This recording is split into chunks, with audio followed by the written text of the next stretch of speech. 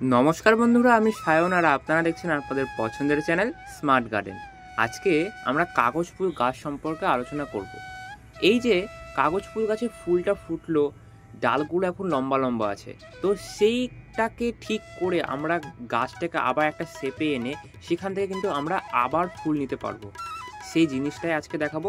আর একটা সত্যি বলছি খুব সহজ সরল খাবার, দামও বেশি না এবং খুব সহজেই কিন্তু আপনারা পেয়ে যাবেন।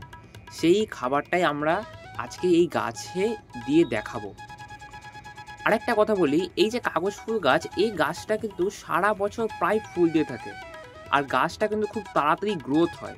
তাই গাছটাকে একটা শেপে আনতে গেলে বছরে কিন্তু প্রায় 3বার কিন্তু একে কাটিং করতে হয়। হ্যাঁ, প্রায় 3বার। গাছটা খুব দ্রুত বাড়ে। গাছটাকে কাটিং করলে পরে খুব সহজে কিন্তু চারা গাছও তৈরি হয়ে যায়। অনেক রকমের কালারে কিন্তু এই গাছের চারা গাছ পাওয়া যায়।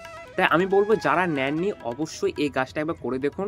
ফুল ফুটলে পরে প্রায় 20 থেকে 25 দিন বা কেউ যদি ভালো মতন যত্ন করে সেক্ষেত্রে কিন্তু 1 মাসও ফুলটা থাকবে। যত্ন সম্পর্কে আলোচনা করব। প্রথমে একটু খাবারটা দেখিয়ে দিই। এই ধরুন গাছটাকে আমরা কিন্তু কাটিং করে দিলাম, একটা গোল শেপ দিলাম, আর কেমন কিছু না, বড় বড় লম্বা লম্বা ডালগুলোকে আমরা কাটলাম, আর যেগুলো ছোট ছোট ব্রাঞ্চ বেরিয়েছে সেগুলোকে আমরা কেটে দিলাম। এবার কি করব, মাটিটাকে কিন্তু ভালো মতন করে আমরা খুঁড়বো।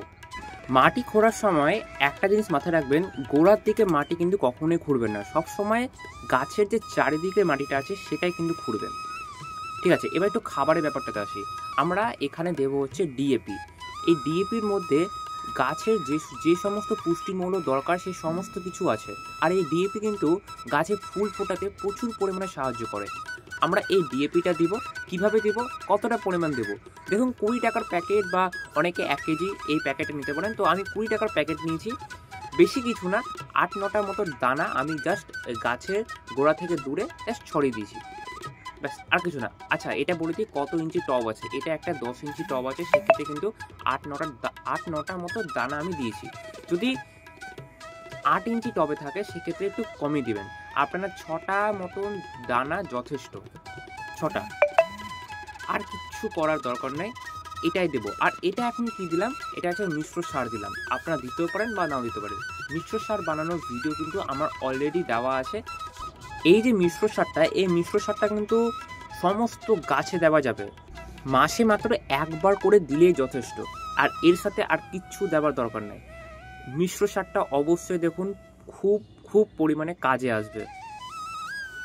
জাস্ট কিছু না, মিশ্র সারটা দিলাম, ডিএপি দিলাম, এই 8-9টা মতো দানা দিলাম, আর এরপর জাস্ট জল দিয়ে দেবো, আর কিচ্ছু করব না। এবার একটু পরিচর্যা সম্পর্কে আলোচনা করি। দেখুন, এই যে কাগজ ফুলের গাছ, এই গাছটা কিন্তু খুবই সহজ সরল গাছ। একে যত্ন কিচ্ছু করতে হয় না, জাস্ট নর্মাল বাগানের মাটিতে প্রতিস্থাপন করুন, মাটি, বালি, ভার্মিকম্পোস্ট, ব্যাস এইটুকুতে প্রতিস্থাপন করুন, আর শুধুমাত্র জল দিন। হ্যাঁ, শুধুমাত্র জল দিন। যদি এই খাবারটা দিয়ে থাকেন আর আপনাদেরকে কিচ্ছু দেখতে হবে না, গাছ অটোমেটিক ব্রাঞ্চ বের করে ফুল নিয়ে চলে আসবে। আবার যখন ওই ফুলগুলো শেষ হয়ে যাবে তারপর আপনারা আবার কিন্তু গাছে খাবার দিবেন। মানে আমি এক কথা এটা বলতে চাইছি, এই গাছে খুব বেশি যত্ন করতে হয় না। 1.5 মাস অন্তর অন্তর এই মিশ্র সারটা আপনারা গাছে দিন, বা এই ডিএপিটা। আর কিচ্ছু এনপিকে না স্প্রে করলেও কোনো ব্যাপার না, এই গাছে এমনিতে প্রচুর পরিমাণে ফুল ফোটে, প্রচুর পরিমাণে। আর একটা কথা বলেছিলাম, ফুল ফুটলে পরে 1 মাস কিন্তু ফুলটাকে ধরে রাখা যায়। তাই বাগানে ধরুন একটা গাছ আপনার বাগানে 1 মাস ধরে ফুল দিয়ে আছে, দেখতেও খুব ভালো লাগবে, আর অনেক কালারের হয়। অবশ্যই কিনে আনুন যদি না। এবার আমি একটু জলের বিষয়টা আলোচনা করি। দেখুন, এই গাছটা এমন একটা গাছ, যদি জল বেশি দেন সেক্ষেত্রে পরে কিন্তু এই গাছে ফুলটা কম হবে, আর যদি জল কম দেন তাহলে ফুলটা বেশি হবে। তো কি করব, যখন গাছে ফুল থাকবে তখন কিন্তু আমরা জলটা বেশি করে দেবো, মানে মাটিটা ময়েশ্চার রাখবো। আর যখন গাছে ফুল আসবে না তখন আমরা জলের পরিমাণটা কমিয়ে দেবো। এইভাবে কিন্তু একটা টিপস বললাম, ফুল আনার কিন্তু সহজ উপায় এটা।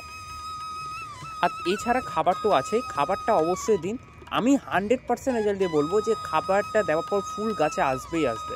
যে কোনো গাছ বলুন, শুধু কাগজ ফুল তা না, সমস্ত গাছে খাবারটা চলবে।